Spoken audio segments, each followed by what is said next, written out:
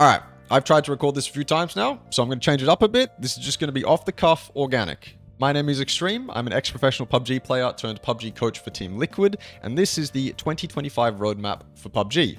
I am going to be speaking about a lot of the things in this roadmap, the big ones especially. I'm going to be speaking about mainly how they relate to players, and of course the esports scene as well. That's the side I'm invested in, that's the side that I care about when it comes to PUBG, and so a lot of my opinions are going to be based coming from that esports foundation, but of course from a player's perspective as well. I am late to speaking about this letter. This letter is 2 months old. I was going to do it when it came out, but I am lazy. So here we are now, 2 months later. As I said, big letter. I'm going to miss a lot of things. There's some details that I've opted out of speaking on, and some things that if I'd really gone into the minutiae, I could have spent a little bit longer talking about it. But I think this video is already going to be quite long. So I've opted to just speak about the big things, the gameplay related things, the esports related things, and just keep it at that. Put me on your second monitor, put me in the background. That's going to be the best way to watch this video or listen to this video. Something I wanted to mention right off the bat as well is that obviously I'm going to be very opinionated about some of the things in this letter. I feel strongly about a lot of what's going to be talked about in this roadmap. But I think it's important to note that I also only have access to the reactions from the Western player base.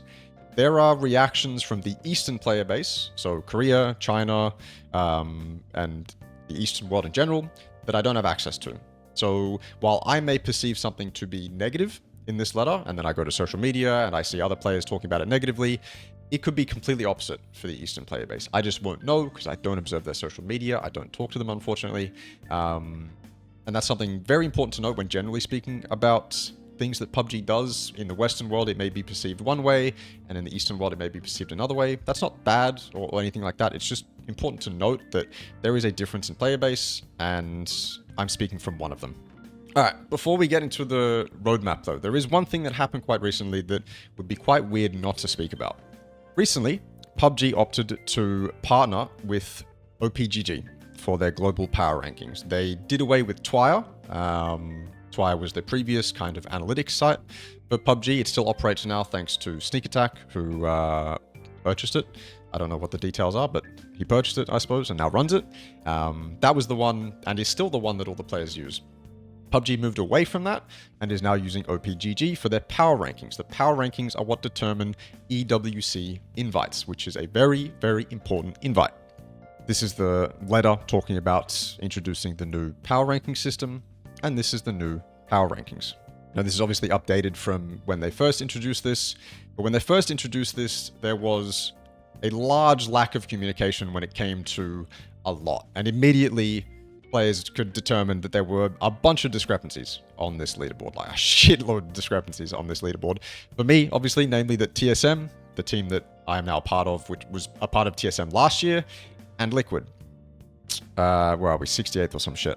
There we are. 68th. Team Liquid. Team Liquid and TSM are the same team. It's the same 4 core players, and yet there are 2 separate teams on this ranking. TSM is one, Liquid is another. Obvious problem. That should get solved, right? There was a bunch of other stuff as well. There are a bunch of teams, or at least there was in the previous version, that shouldn't have been where they were. Just kind of looked misplaced. Look, it was a lot of miscommunication. Just a lot of stuff that irked players the wrong way naturally. And so they received negative feedback on the OPGG power rankings. Then they revealed this. Now again, I'm gonna make it very clear that this is a very important power ranking. Right now, it's being used for EWC invites, which is, again, a massive invite to get. It's the top 8, get an EWC invite. So it's an important power ranking, and it can be used in the future for PUBG. So again, important power ranking.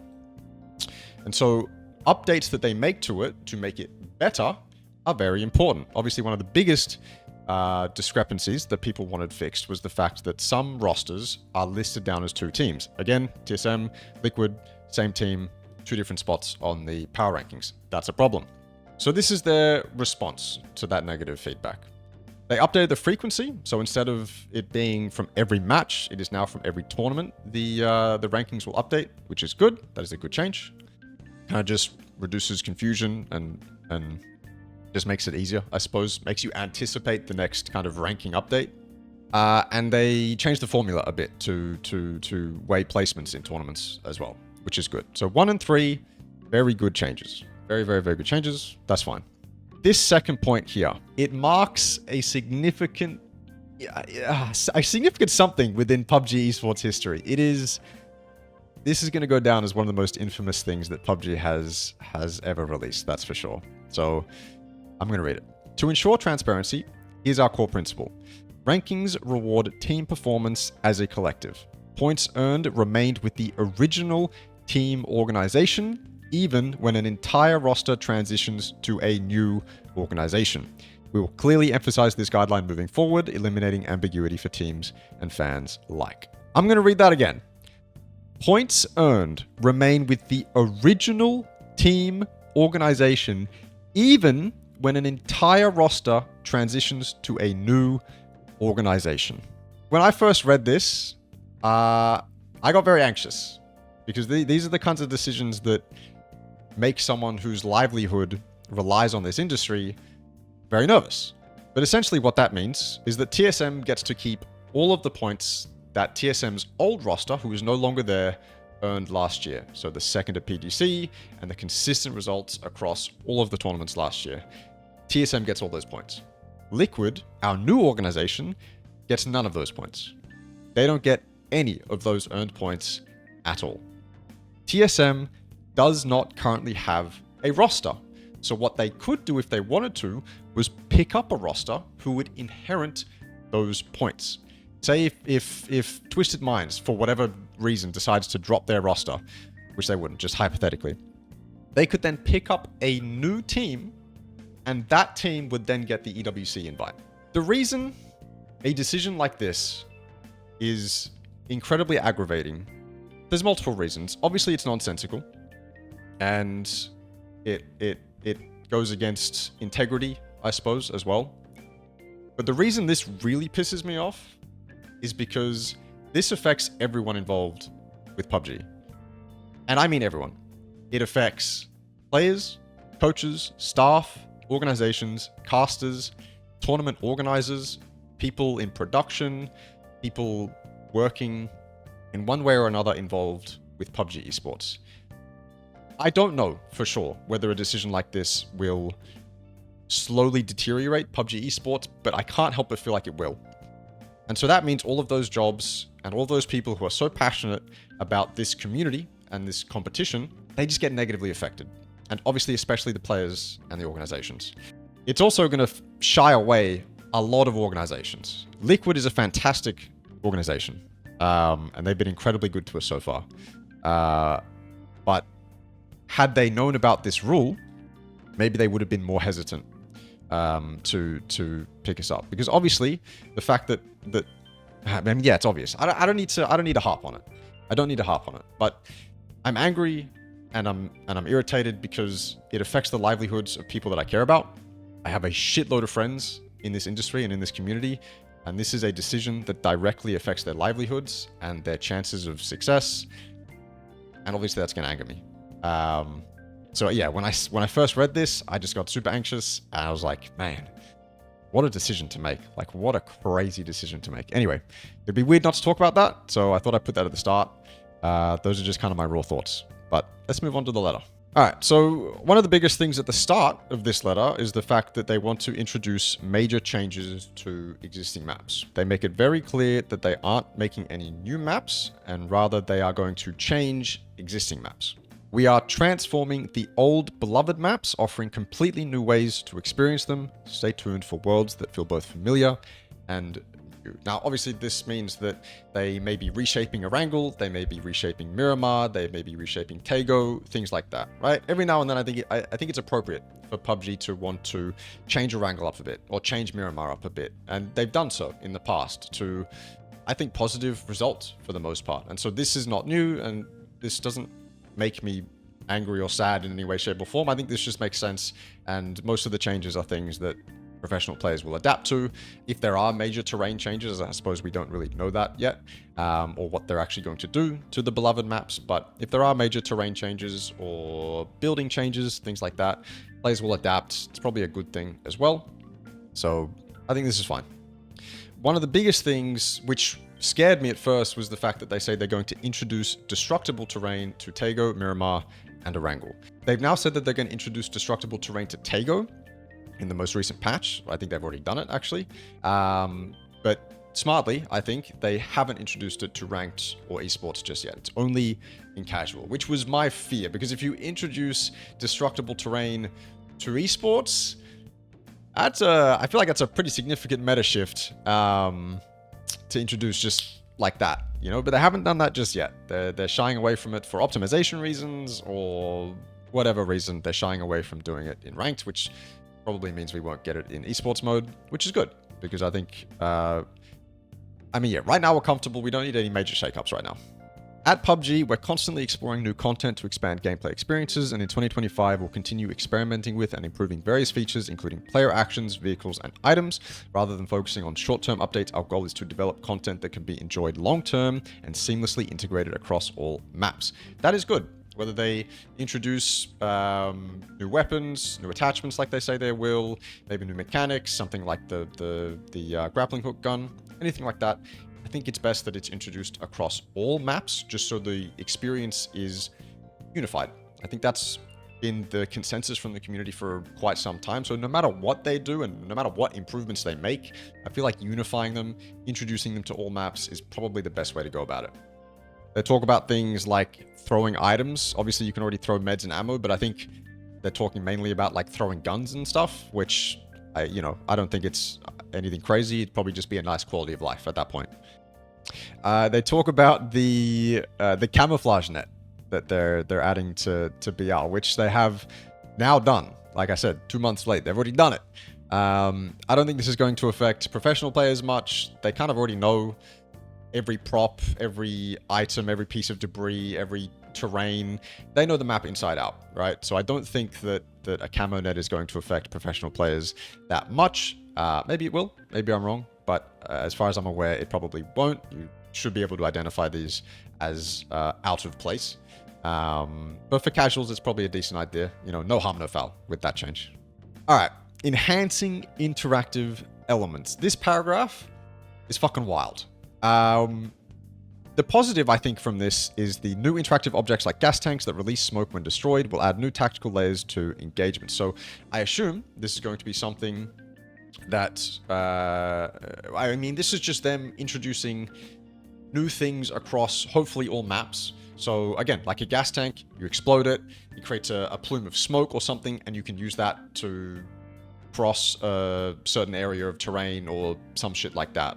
Or maybe they introduce another structure that can be interacted with in one way or another that gives you an advantage to move across terrain or to give you some high ground like they have with the Ascenders, things like that. That's my interpretation of this. And when it comes to esports especially, I don't think that's bad. I think that's actually all right. You know, it'll change the meta when it comes to certain spots. For example, so you have a compound, that compound has a gas tank that you can blow up, and that gas tank's smoke plume helps you specifically with a cross that was previously quite bad. If you needed to cross the road, but that smoke helps you cross that road, then you might be more inclined to play that compound. And so it can change up esports in that kind of a way, as long as it's not too overpowered. Again, I don't know what they're going to add, but hopefully nothing that they add is too overpowered.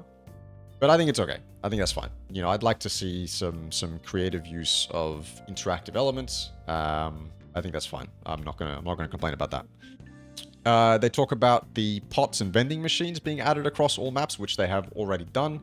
I believe it's in this patch note. Yep. So medical vending machines, the normal vending machines, and these breakable pots, which were on Tago and now on Erangel. All good. I think this is fine. This is just good.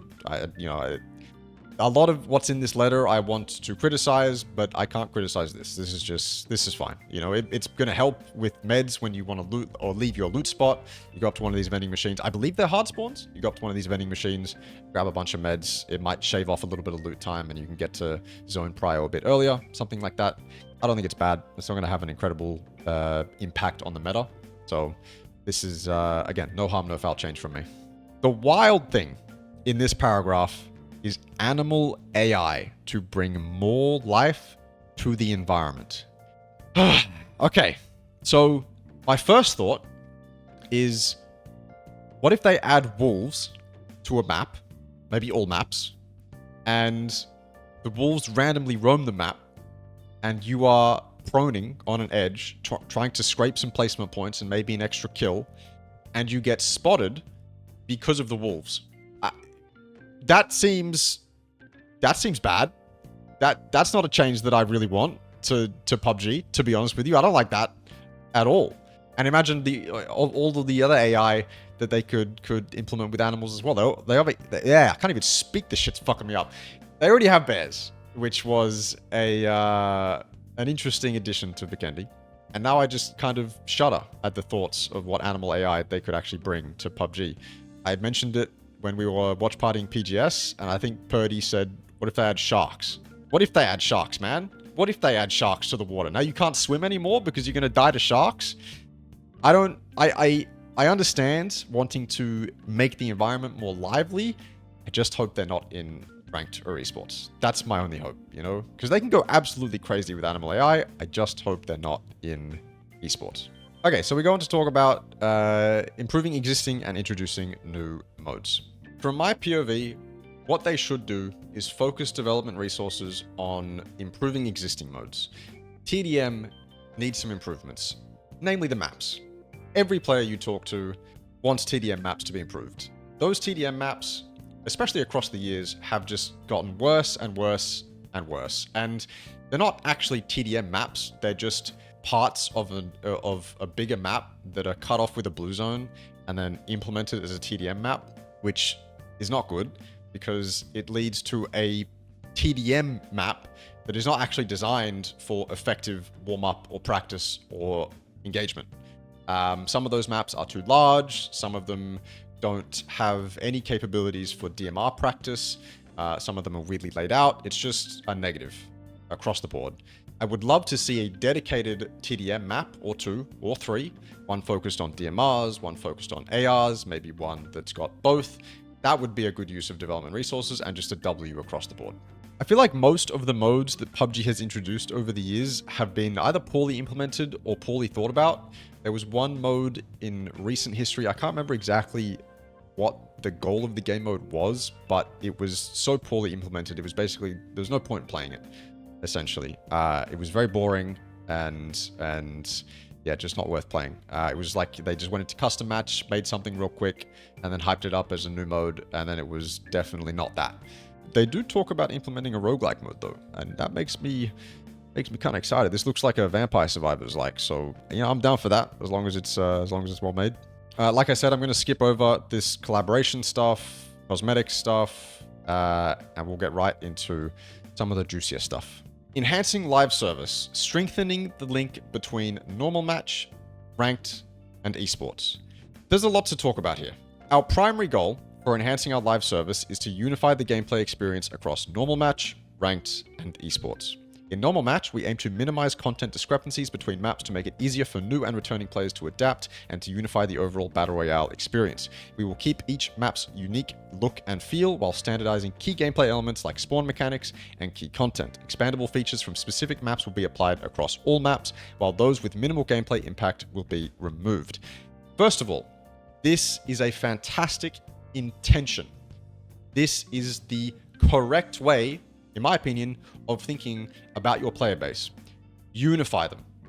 Unify them so that you don't have stresses when it comes to queue numbers. We don't have stresses when it comes to implementing content. Oh, do we put it in normal and ranked? Or do we just put it in ranked? Or do we just put it in normal? Unify the player base. This is a fantastic intention.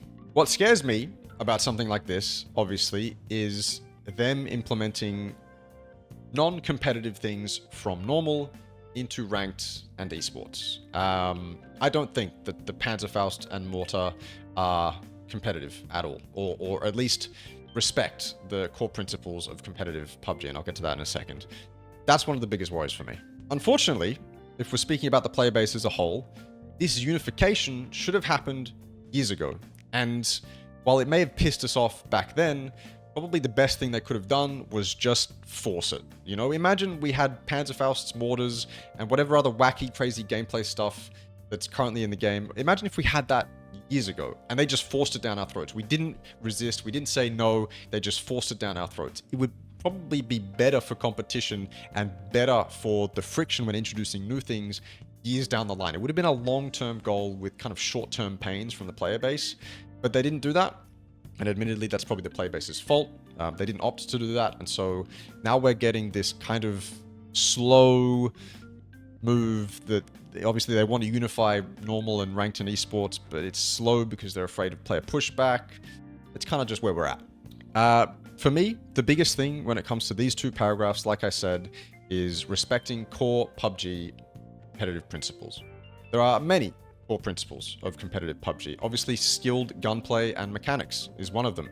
Skilled rotations is one of them. Your use of space and terrain and compounds is another. Those are kind of some of the core principles I think of. When I think of competitive PUBG, those are the things that I think of. Mortars and Panzerfausts are a really good example of why something like this scares me. Again, core principle of PUBG.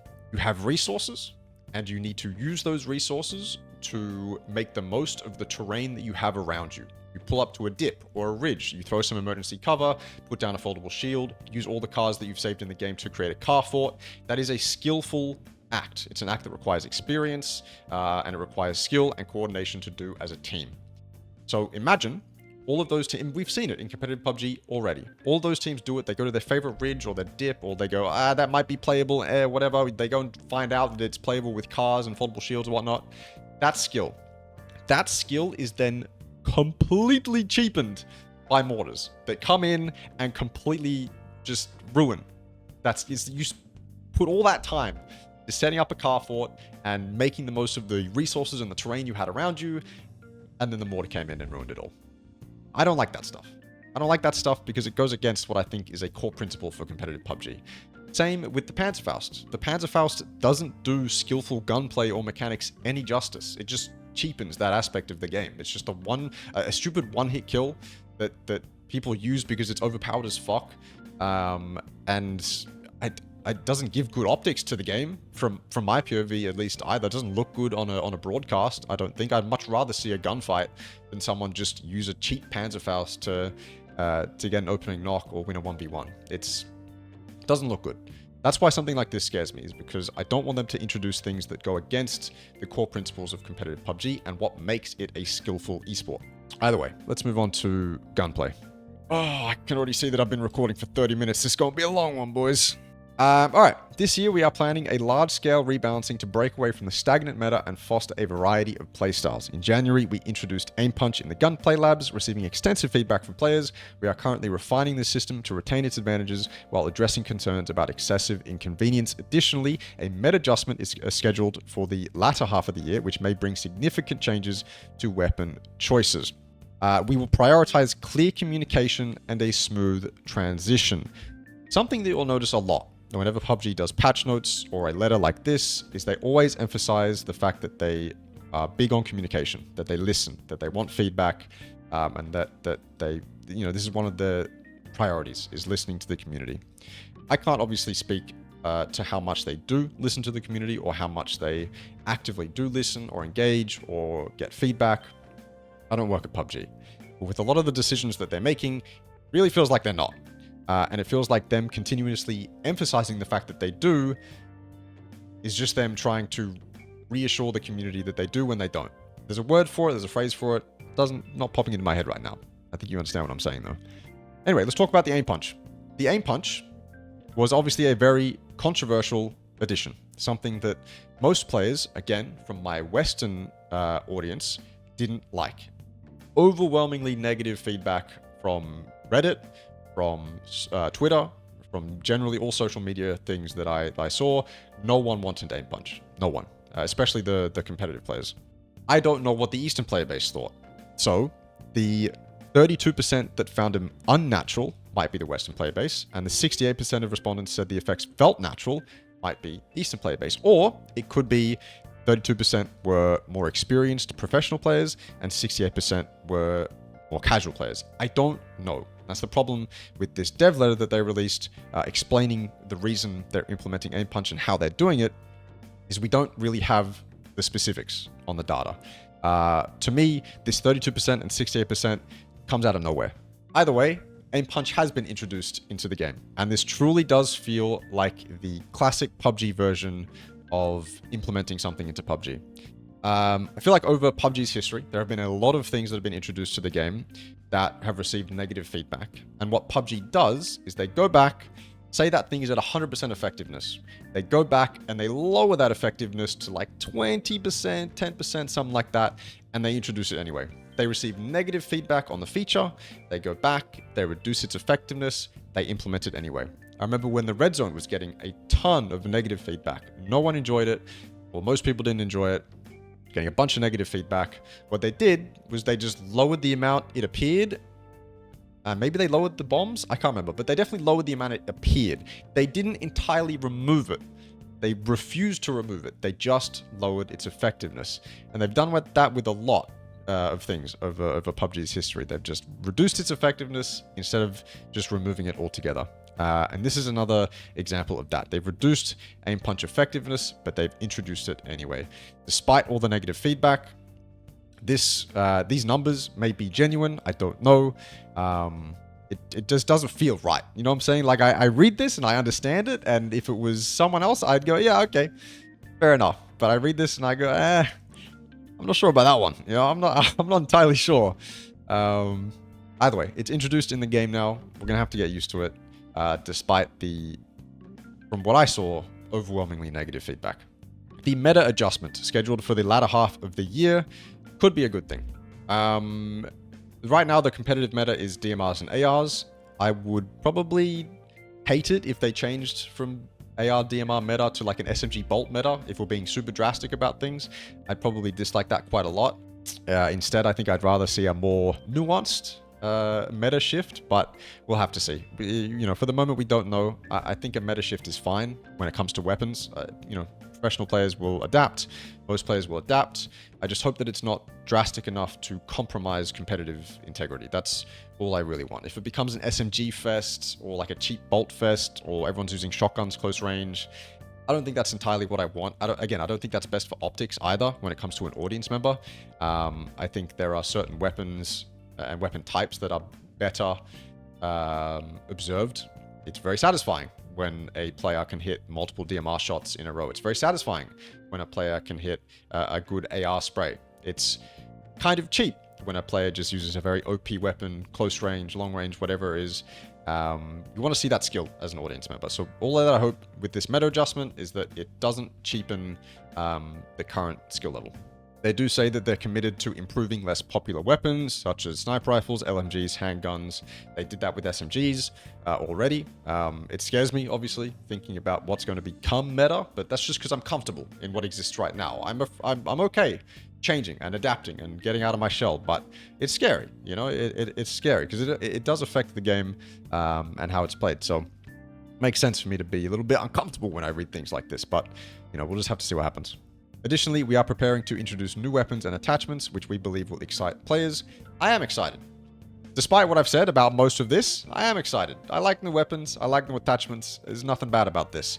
The muzzle brake was pretty overpowered, and you know, to some people still is. So hopefully nothing too crazy, but I'm excited. You know, I think it's good. When they add new stuff, can't really complain. Okay, so the next segment is on ranked. And honestly, I don't need to go into detail here. This is just them saying that they are going to implement major changes to ranked in 2025 and overhaul ranked as it is now. I think they should have done this years ago, because years ago ranked, at least when I was playing, ranked was basically a hot drop and then there was 20 people alive and that's it. I think if you were in regions with MMR, that got better the higher MMR you climbed. But ranked has certainly not been the ranked that we remember from 2017, 2018 in years. And so I think it's definitely been needing an overhaul with meaningful rewards, meaningful progression, something that's going to, you know, encourage players to live longer and take the game more seriously, essentially. That's hopefully what this ranked overhaul will do. I don't know if it will, but I hope it will. Okay, now we get to AI. And this is where I think the second part of the video starts, because from here on out, it's AI, user-generated content, Unreal Engine 5, and TPP, which is a banger lineup to talk about. So let's dive in. Okay. Bots. AI bots. They've been a part of PUBG for a while now.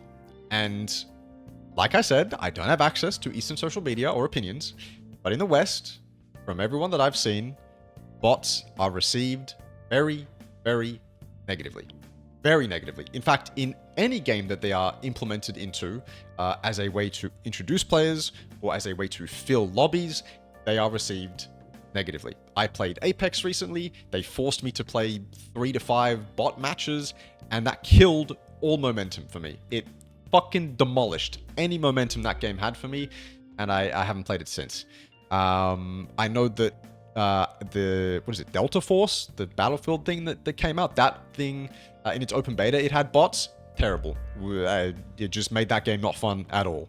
I know COD has bots in some places in their game as well. And every time you kill a bot, it doesn't feel good. So I'm going to start this with an anecdote. I went on Twitch one day and I saw that Quarter Jade was playing PUBG. And I go, oh, that's not her usual game. I don't watch any Quarter Jade content, but I know that that's not her usual game. And so I tuned in because I'm curious as to what her experience as a returning player is like. Given how much PUBG has changed over the years, whenever I see someone on Twitch playing PUBG that I know doesn't play it often, that's my reaction is, oh, I want to know what their experience is like. I tuned in. It was her and a bunch of her friends, and they were playing on Tego, and they were driving around in a car, and they got shot at, and they hopped out, and I think they killed 1 or 2 bots. And obviously, my reaction is like, do they know it's bots, or do they not know it's bots? Turned out they knew it was a bot. And their reaction to killing this bot was so visceral, and I felt so much secondhand embarrassment from being a dedicated part of this community. I can't even tell you.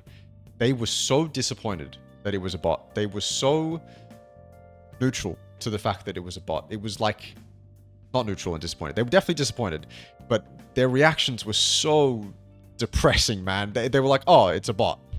Or something like that. I can't remember the exact words that we used, but these are returning players. Returning, undeniably casual players.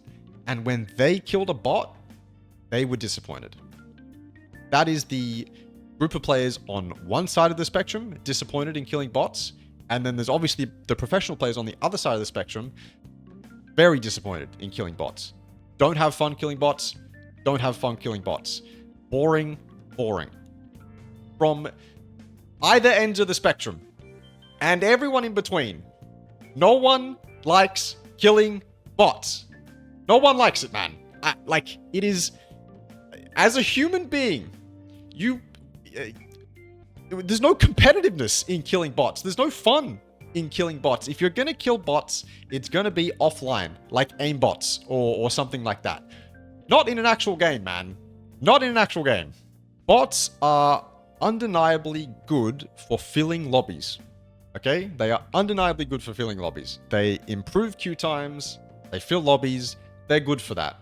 It sucks that we're in that position to need bots or to have that as a solution anyway, but they're undeniably good at that. I can't argue that. But they are so detrimental to the rest of the experience that it is insane to me that companies rely or heavily push AI bots onto their player base. Man, I tell you, seriously, when I watched them kill that bot and be disappointed, I was like, I feel so vindicated. I was filled with secondhand embarrassment, but I was also vindicated. Like, yes, fine. I've been speaking for casuals, saying that they don't like killing bots this whole time, and then I've just witnessed a casual kill a bot and be disappointed. I was like, yes, I'm vindicated in this moment. So yeah, no one likes killing bots. It's just terrible. There's also the disingenuous nature of wanting to make it so that bots are indistinguishable from normal players. I don't like that thought at all. I don't really want to enter a game and not know whether I'm killing bots or normal players. They do say that they don't want to make bots overly threatening. They would much rather them be closer to newer players to the game. But still, if I'm unable to determine whether someone I kill is a bot or a player, that's a weird spot for me to be mentally when playing the game. You know, it's just kind of a negative place to be. I'd much rather know it was a player or much rather know it was a bot. I just don't want that in between. That in between is a very weird gray area to be in. It's also very funny to me that they removed the player count at the start of the lobby because it would just immediately spike by like 30, 40 players. And everyone knew that it was bots, obviously. But I don't think that... They don't want people knowing that it's bots for one reason or another. Funny that they introduced that system. It also makes me wonder, why the fuck don't we have bots for practice yet? Why don't we have offline with bots? Why don't we have bots running around training mode that we can kill? Instead, we have targets. Why are bots being used in the game, but not for practice? Kind of makes no sense. You know, I would have expected by now. Actually, no, I wouldn't have expected, but I would have liked to see bots being used in the training mode or another practice form. Because it's a real good use for them. They've developed this PUBG AI system. Why not use it where it's appropriate? I don't think that PUBG knows how detrimental to a player's experience bots are. Like when you think about a battle royale game, the intensity of a battle royale game, one of the ways you can shred that intensity to bits is by adding bots. When you hear shots in a survival battle royale, that's meant to be an intense moment, especially for new players. If new players or experienced players know that those shots aren't genuine, they aren't players, they aren't a threat, that's just a bad experience. You know, that's not an experience that you should want for any of your players. So yeah, AI bots. I really dislike that a lot of publishers, a lot of developers are pushing this hard nowadays, and obviously I don't like PUBG's implementation of it either.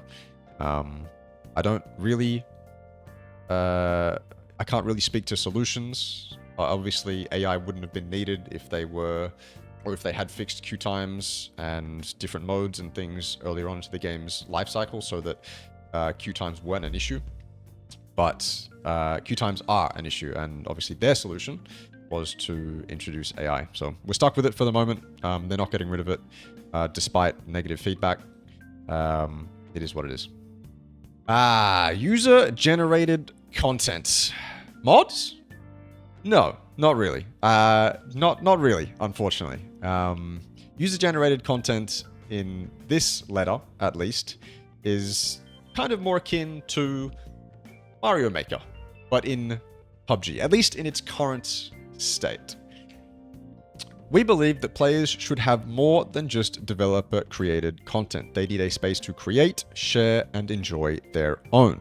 To bring this vision to life, we have launched the PUBG UGC project, PUBG User-Generated Content Project. Starting with the alpha version this year, the PUBG UGC project will gradually evolve based on player feedback. We hope this initiative will allow players who want to craft their own worlds and rules to create and enjoy unique experiences with friends and others in PUBG. The initial version, set to launch in 2025, will be available in custom match, allowing players to experience it firsthand. Although the system is designed to support various modes, our goal is to introduce a TDM-style mode. Players will be able to save and load their custom modes at any time. Additionally, we are adding a feature to let players share their creations, making it easy to explore and play a wide variety of custom modes. The main purpose of PUBG UGC is to let players experience the core elements of PUBG in a customized, short-form gameplay format. As it is a player-driven system, we look forward to active participation of both players and content creators. This one's also important, this line here. The UGC project enables players to set their own rules for a mode using a system based on rounds and points. Additionally, a world editing feature is in development, allowing players to place buildings and assets freely to create their own unique environments. So, mods, again, not really. Are we going to see a big survival overhaul where you now have food and water needs and the health system is changed and you have medical needs like people have been wanting since the idea of PUBG modding was introduced? No, we're not going to have that.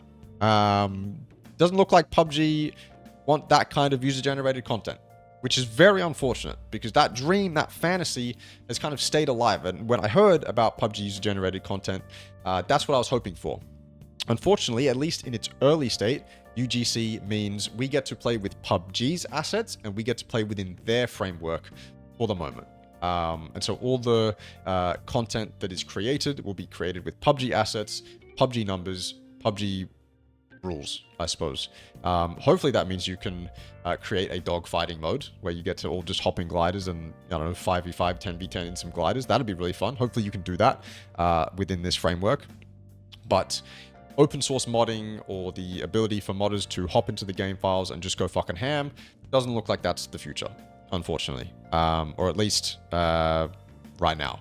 And probably not ever. This doesn't really give me too much confidence that that's the route PUBG want to go down, which is super unfortunate because that's a really good future, I think. That's a fun future to have. I'd really like that, but it doesn't look like that's the way PUBG want to go, unfortunately.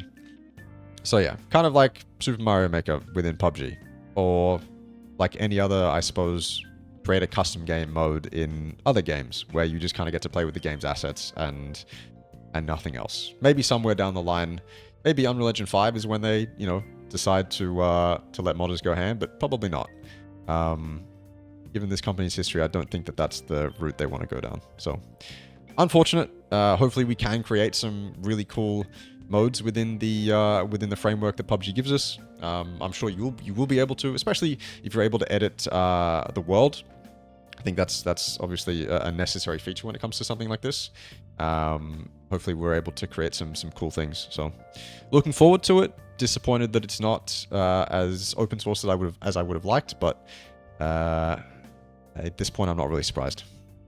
We're going to skip over this transition to current gen consoles for the moment, and I want to talk about anti-cheat. Just briefly, do I want to talk about anti-cheat? Now, I had a friend come into Discord the other day after playing ranked, and I go, how many cheaters did you encounter? And he goes, I think there was one in every game, or maybe one every second game. Something like that. Some ridiculous number after multiple hours of grinding ranked. And that's not a good spot for the game to be in, anti-cheat wise. Not at all.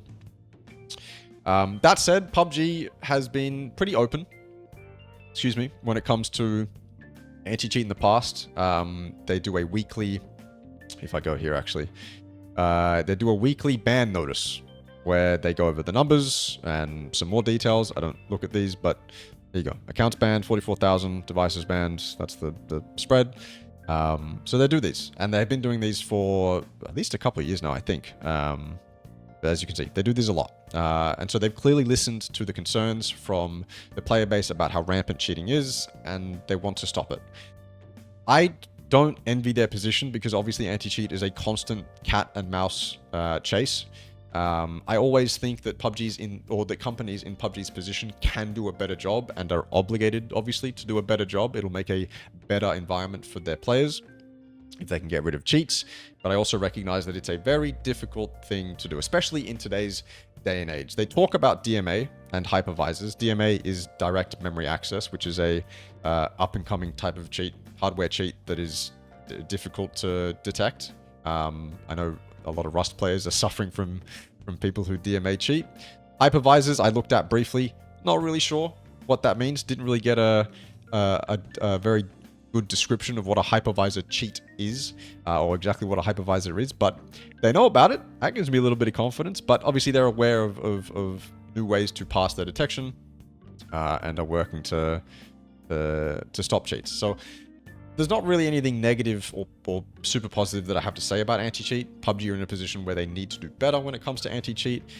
It seems like they're aware of a lot of the new things that are coming to cheaters, and they want to stop them.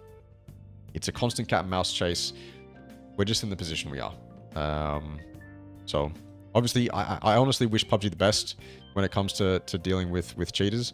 I don't know whether they give a fuck about the profit they make from cheaters. I don't know whether that's something that they prioritize or that they kind of secretly prioritize, or whether they care about getting rid of cheaters. I don't know what their stance on it is internally.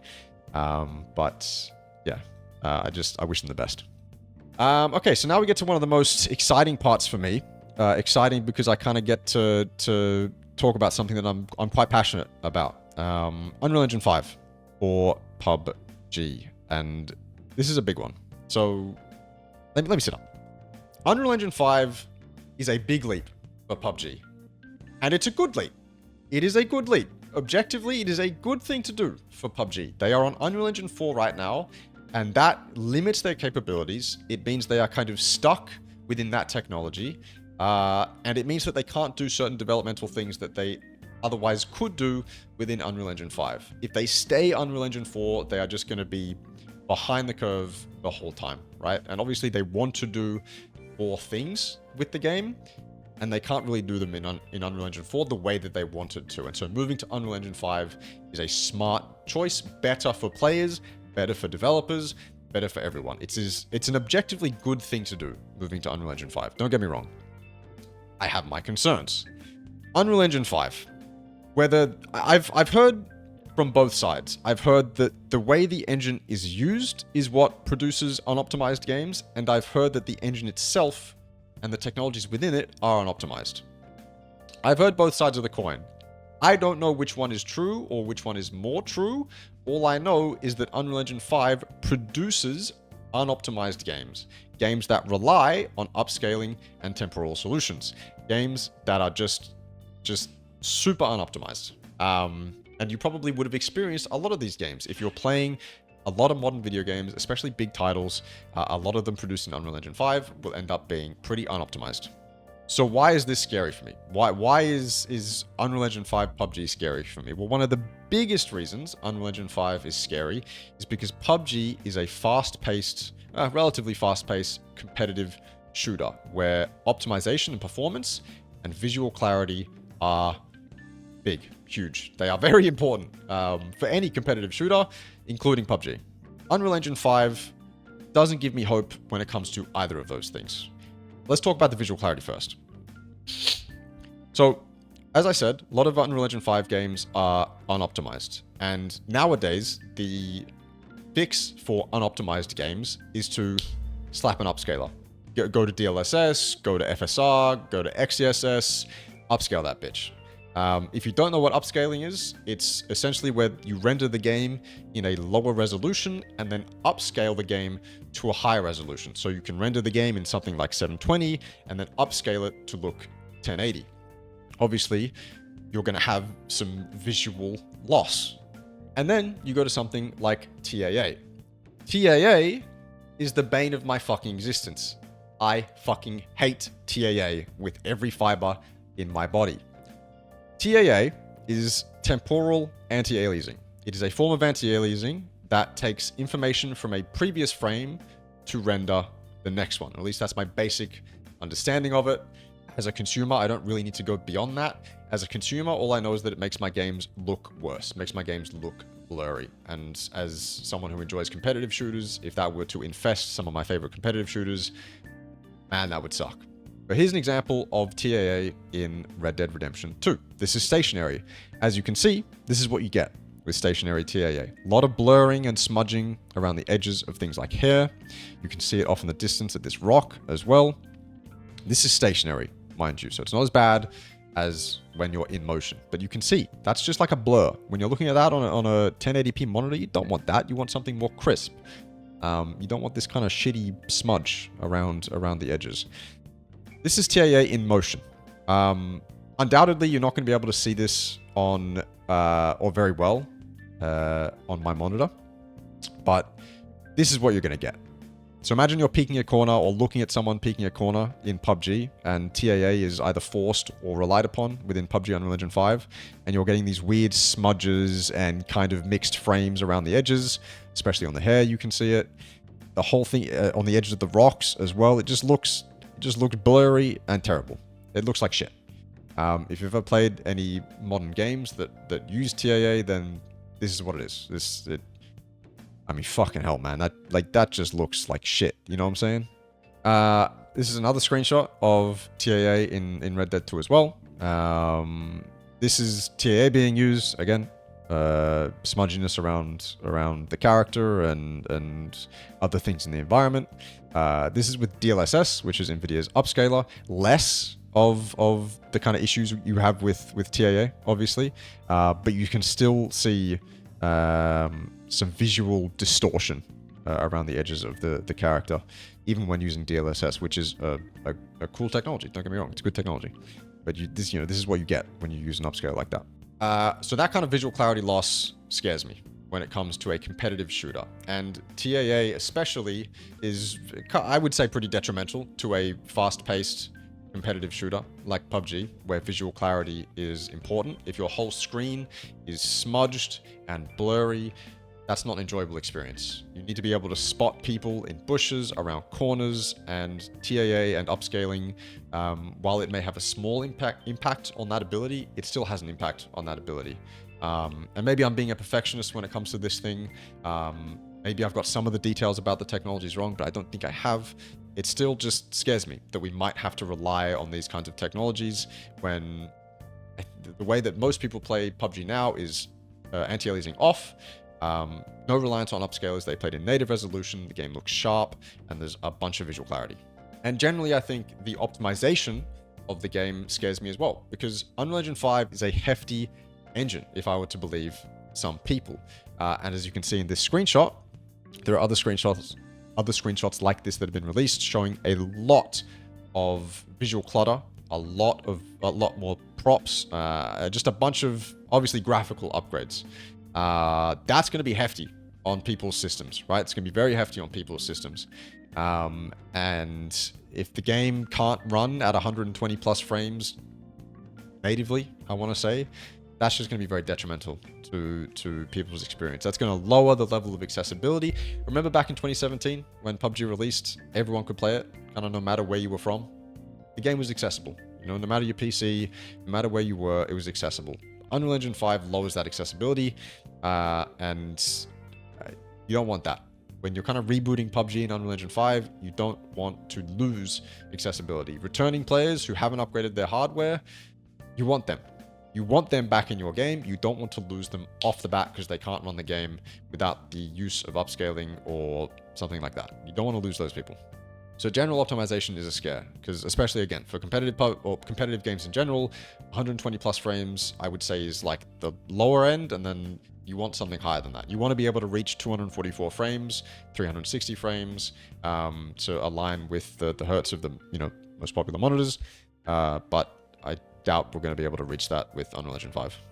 So yeah, apart from that, look, I'm not liking the visual clutter I see in these and other Unreal Engine 5 images anyway. Like if the game was going to be crisp, but you still had a bunch more grass, new props, more detailed trees, things like that, I'm afraid it's going to remove the arcadiness of PUBG, which I think is an important aspect of it, but that has yet to be seen. That's the least of my worries when coming across to Unreal Engine 5. And then there's Esports. And everything here has already been, or is already known. There's no changes here. This is all fine and what we know. Obviously, TPP is the big one.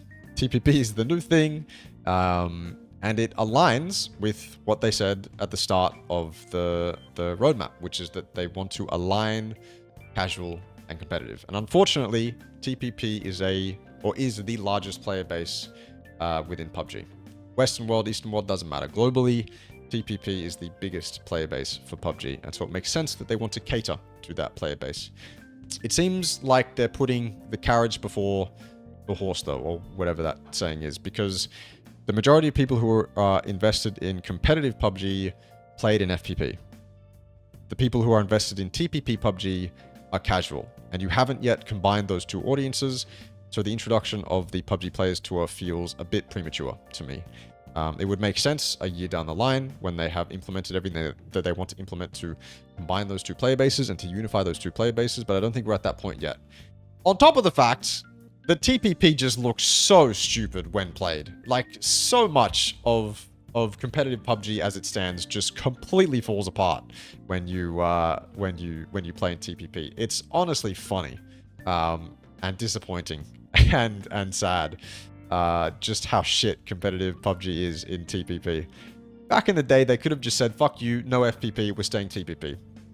And again, that would have been a similar long-term thing where they suffer some short-term pain and they get long-term gain. Because now they don't have to worry about all of this transitional stuff, and it would have been easier for them. But as players, we fought back, we resisted, and we got FPP. This is one I probably won't fold on, understanding that TPP is the largest player base. I still think the most competitive version of PUBG is the one that's played in first person. I think there's too much cheesy shit, too much unbalanced stuff when it comes to TPP. I don't think that is a very competitive mode.